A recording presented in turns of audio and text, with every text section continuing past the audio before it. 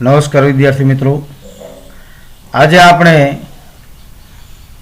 એક અગત્યનો ગ્રામરનો ટોપિક જે છે મોડલ્સ, ખૂબ જ ઉપયોગી અને જરૂરી સહાયક ક્રિયાપદો કે જે વાક્યનો અર્થ પૂર્ણ થવામાં સહાયતા કરે છે. આપણે am is are, was were, shall will જોઈએ છે. એની જેમ આ પણ shall will, should, would, can, could, may, might, must બધા જે છે એ મોડલ્સ છે. આપણે મોડલ ઓક્ઝિલરીઝ તરીકે પણ આપણે ઓળખીએ છીએ, જે મેનર, રીતભાત, એક ચોક્કસ વિશિષ્ટ લાક્ષણિકતા દ્વારા વાક્યનો અર્થ પૂર્ણ કરે છે. તો આ મોડલ્સ જે છે એક ઇમ્પોર્ટન્ટ પાર્ટ છે કે જે વાક્યના વિશિષ્ટ અર્થ જે છે એ દર્શાવવામાં મદદરૂપ થાય છે. તો ચાલો આજે આપણે મોડલ્સનો પાર્ટ 1 જે છે એ શીખીએ. હવે સૌ પ્રથમ છે કેન. શબ્દથી આપણે પરિચિત છીએ, પરંતુ આના ઉપયોગ, કઈ રીતે ઉપયોગ કરવો એનો ખ્યાલ સ્પષ્ટ હોવો જોઈએ. કેન કોઈ પણ કાર્ય કરવા સક્ષમ હોવું, ક્ષમતા દર્શાવવી, એના માટે કેનનો ઉપયોગ કરીએ છીએ. ઉપરાંત અન્ય પણ ઉપયોગ છે, તો સાથે આપણે એ પણ જોઈશું. તો ચાલો મિત્રો શરૂઆત કરીએ પ્રથમ મોડલ ઓક્ઝિલરીથી, કેન. કેન એબિલિટી દર્શાવે છે. જેમ કે અહીંયા આપણે બંને વાક્યો જોઈએ.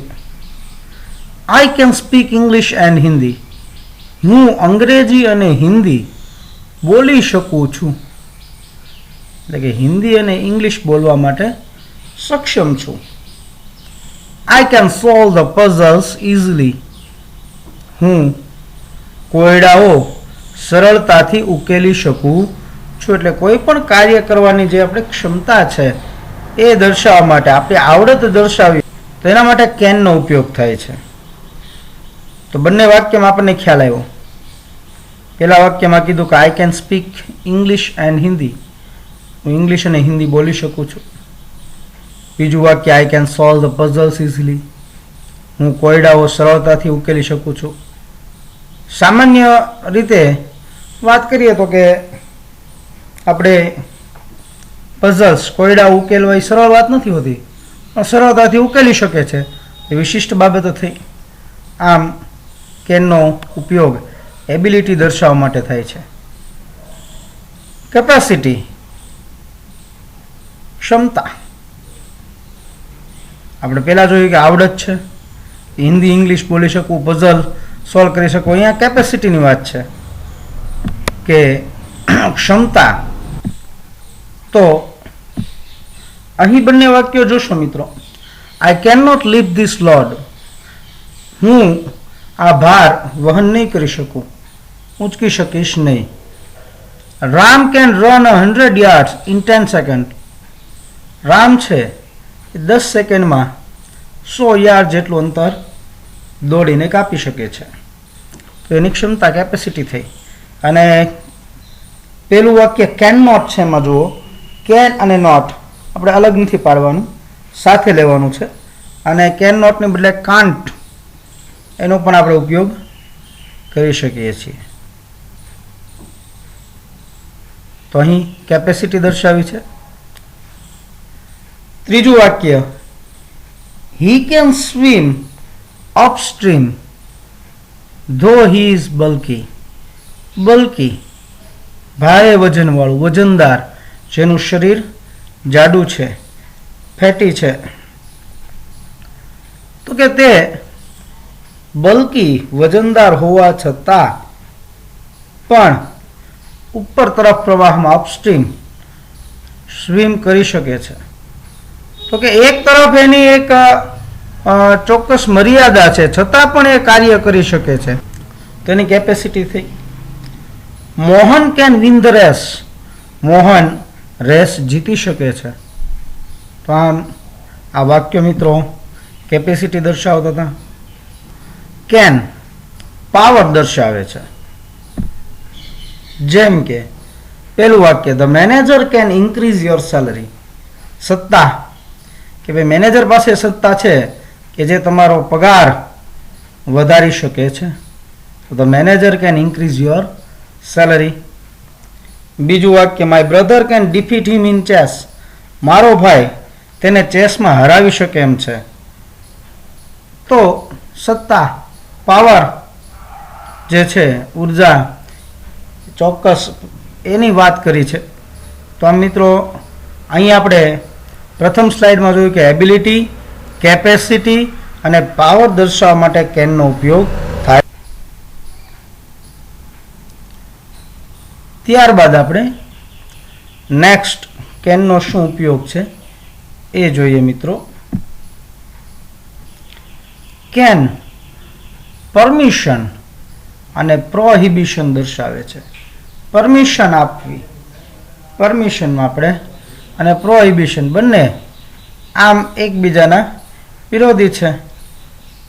પરમિશન પણ આપવાની છે અને પાછું એને પ્રોહિબિટ પણ કરવાનું છે, પ્રતિબંધિત પણ કરવાનું છે. તો બંને બાબતો કઈ રીતે એક સાથે આવે છે. જેમ કે યુ કેન ગો નાવ, તો પરમિશન આપી કે ભાઈ તમે હવે જઈ શકો છો, કે તમે અત્યારે જઈ શકો છો. અને બીજા વાક્યમાં જુઓ, prohibition, you can not go out of the examination hall till end of the exam. કે તમે જ્યાં સુધી પરીક્ષા પૂર્ણ ન થાય ત્યાં સુધી એક્ઝામિનેશન હોલની બહાર જઈ શકશો નહીં.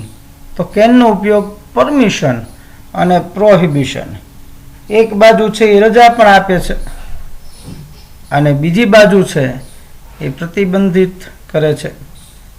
તો એ યુ કેન ગો નાવ એમાં પરમિશન આપે છે કે તમે જઈ શકો છો અત્યારે, અને બીજા વાક્યમાં you can not go out of the examination hall till end of the exam, કે જ્યાં સુધી પરીક્ષા પૂર્ણ ન થાય ત્યાં સુધી તમે પરીક્ષા ખંડની બહાર જઈ શકશો નહીં, એમ કહે છે. ત્યારબાદ કેન પોસિબિલિટી કે ઇમ્પોસિબિલિટી દર્શાવે છે. પોસિબિલિટી એટલે તો કે સંભાવના, શક્યતા, કે જે શક્ય છે એ, અને ઇમ્પોસિબિલિટી અશક્યતા, અશક્ય બાબત દર્શાવે છે. જેમ કે પેલું છે, accidents can happen at any time on GT road. કે ભાઈ અકસ્માત છે એ ગમે ત્યારે જીટી રોડ પર થતા હોય છે. Anyone can make a mistake. કોઈનાથી પણ ભૂલ થઈ શકે છે, કોઈ પણ ભૂલ કરી શકે છે. અને ઇમ્પોસિબિલિટી અને પોસિબિલિટીની વાત કરીએ તો બંને વિરોધી શબ્દો પણ છે. It can not be true, તે સાચું હોવું જોઈએ નહીં, અથવા તો એ સત્ય નથી, તે હકીકત નથી. તો આમ ત્રણેય વાક્ય જોતા આપણને ખ્યાલ આવશે. શક્યતા અને અશક્યતા. Accidents can happen at any time on GT road. પછી બીજું જ વાક્ય તમે જો, anyone can make a mistake, અને it can not be true. આ ત્રણેય વાક્ય જોતા તમને ખ્યાલ સ્પષ્ટ થઈ જશે. ત્યારબાદ પ્રશ્નાર્થ વાક્યોમાં માત્ર એકલું કેન કે કાન્ટ આપ્યું હોય તો એ પણ અર્થ દર્શાવે છે. પ્રશ્નાર્થ વાક્યમાં માત્ર એકલું કેન અથવા તો કાન્ટ આપ્યું હોય તો એનો પણ સ્વતંત્ર અર્થ છે. જેમ કે કેન કોલ બી વ્હાઇટ, કે શું કોઈ દિવસ કોલસો સફેદ હોઈ શકે ખરો, અથવા તો કોલસો સફેદ હોઈ શકે. કેન ધ બ્લાઇન્ડ સી, કે શું કોઈ અંધ છે એ જોઈ શકે. તો અહીં તમે જો માત્ર કેન અથવા તો કાન્ટ એનાથી પણ અર્થ સ્પષ્ટ થાય છે. તો અહીં આપણે કેનનો ઉપયોગ કરેલો છે કે શું કોલસો સફેદ હોઈ શકે, શું અંધ જોઈ શકે. તો બંને વાક્ય પરથી ખ્યાલ આવશે મિત્રો કે કઈ રીતે કેન છે એનો સ્વતંત્ર અર્થ છે. ચાલો આગળ આપણે જોઈએ. હવે જે છે એ કુડ. કુડ તો કે કુડ એ કેનનું ભૂતકાળનું રૂપ છે. સામાન્ય રીતે કુડને છે એ આપણે કેનનું ભૂતકાળનું રૂપ કહીએ છીએ. હવે આ કેનનું ભૂતકાળનું રૂપ કુડ છે એ વાત સાચી, પરંતુ કુડનો અન્ય ઉપયોગ શું છે? કુડનો વુડની બદલે પણ ઉપયોગ થઈ શકે છે હવે, અને થવા લાગ્યો છે ઉપયોગ. તો કઈ રીતે, કયા સ્થાને, કેવા અર્થમાં વાક્ય હોય ત્યારે એની માહિતી મેળવીએ. કુડ પોલાઇટ નમ્રતા, વિનમ્રપણું કે રિક્વેસ્ટ વિનંતી વગેરે દર્શાવે છે. જ્યાં આપણે વુડને બદલે કુડનો ઉપયોગ કરીએ છીએ. જેમ કે વાક્ય જોઈએ પેલું, કુડ યુ હેલ્પ મી, કે શું તમે મને મદદ કરી શકશો.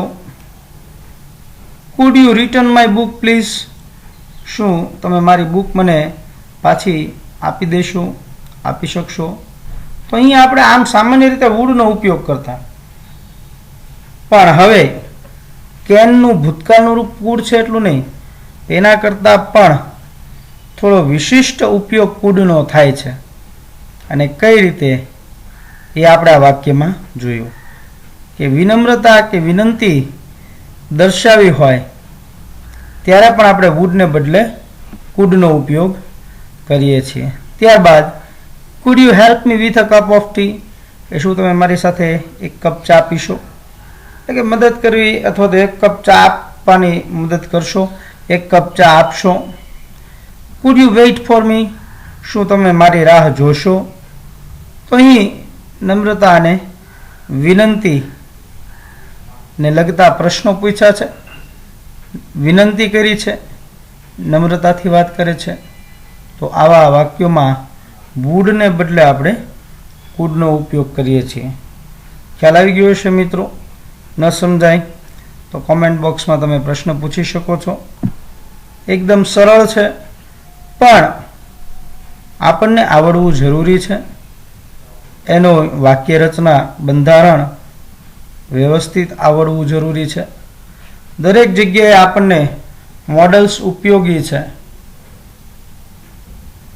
જેમ કે તમે ફંક્શન્સનો ઉપયોગ કરો, કોઈ પણ સામાન્ય લેખ લખતા હોય, પ્રશ્નના જવાબ આપવા હોય.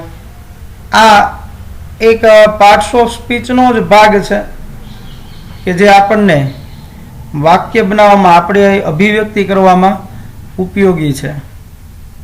તો મોડલ્સ છે એ માત્ર આપણે અત્યારે જે પ્રકારે સમજીએ છીએ એની ઉપરાંત પણ તમારે આની પ્રેક્ટિસ કરવાની છે, જેથી વાક્યમાં એનો પ્રયોગ કઈ રીતે થાય, તમારે વાક્ય કઈ રીતે બનાવવા એની પ્રેક્ટિસ કરવાથી તમે અત્યારે અહીં જે વાક્ય આપ્યા છે બીજા વાક્ય બનાવો, અથવા તમે તમારા વિચારો આને લગતા આવા ક્યાંય અભિવ્યક્ત કરો તો એવા વાક્ય બનાવો, બોલવામાં ઉપયોગ કરો, જેથી તમને વધુ સરળતાથી આવડે.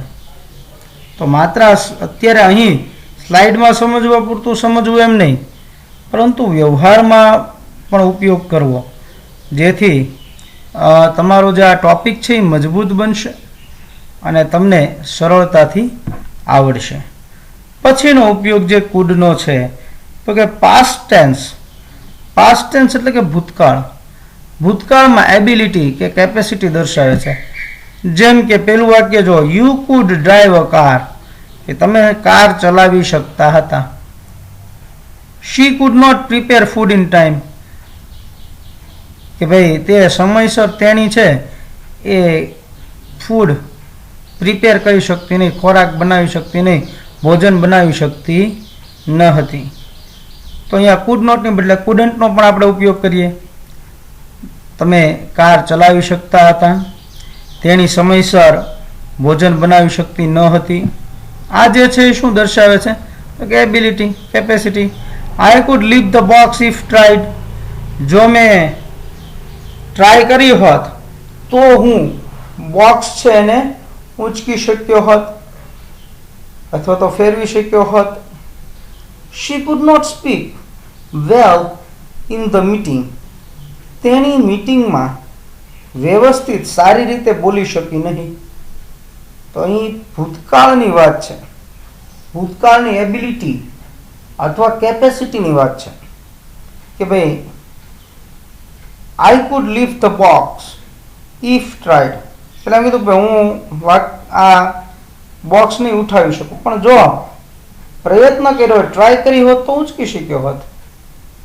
શી could not speak well in the meeting, મીટિંગમાં તે સારી રીતે બોલી શકી નહીં, જો ને ટ્રાય કરી હોત તો બોલી શકે.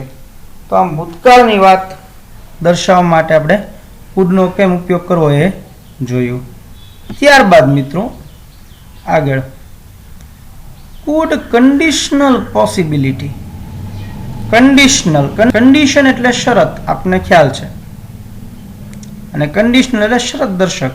પોસિબિલિટી સંભાવના અથવા તો શક્યતા દર્શાવે છે. કુડ છે એ કન્ડિશનલ એટલે કે શરત દર્શક, પોસિબિલિટી સંભાવના કે શક્યતા દર્શાવે છે. કઈ રીતે એ ઉદાહરણ દ્વારા સમજીએ.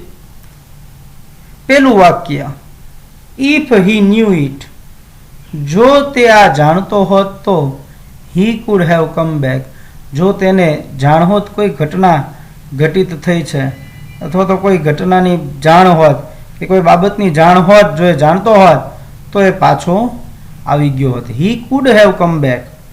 તો અહીં ઇફ સાથેના ઉપયોગની વાત, જો ને તો શરત દર્શક બાબતો, અને ત્યાં આપણે કુડ સાથે હેવ નો ઉપયોગ કરવાનો હોય છે.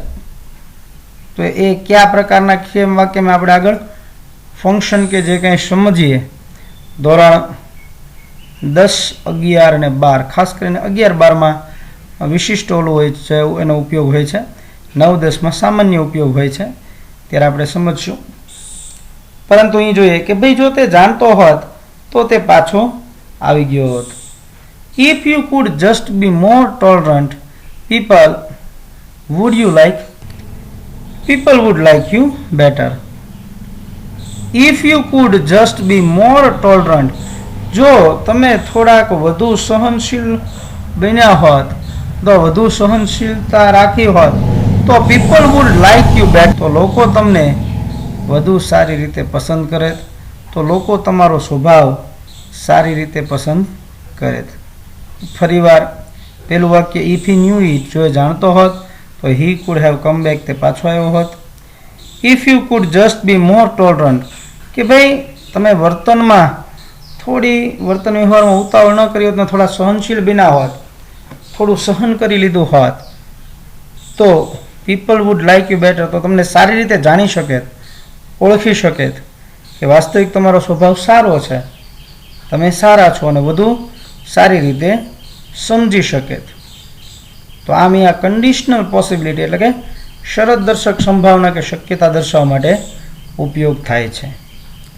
ત્યારબાદ મિત્રો નેક્સ્ટ ઉપયોગ જોઈએ. કુડ કંજક્ટિવ મૂળ દર્શાવે છે. કુડ છે એ કંજક્ટિવ મૂળ દર્શાવે છે.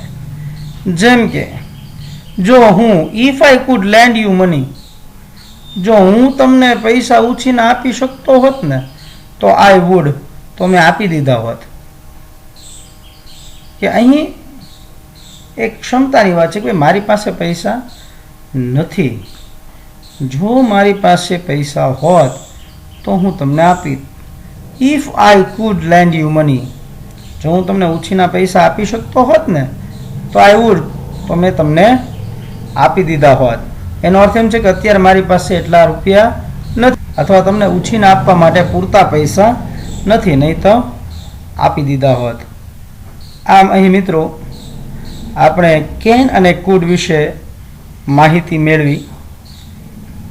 નેક્સ્ટ લેક્ચરમાં બીજા અધર મોડલ્સ વિશે પણ માહિતી મેળવવાની છે, પરંતુ આ બંને મોડલ્સ વિશે વ્યવસ્થિત નોંધ લખી લેજો, સમજી લેજો. ન સમજાય તે મને કોમેન્ટ બોક્સમાં પૂછજો અને વ્યવસ્થિત તૈયારી કરજો. આજનો લેક્ચર આપણે અહીં પૂર્ણ કરીએ છીએ. આભાર. આવજો.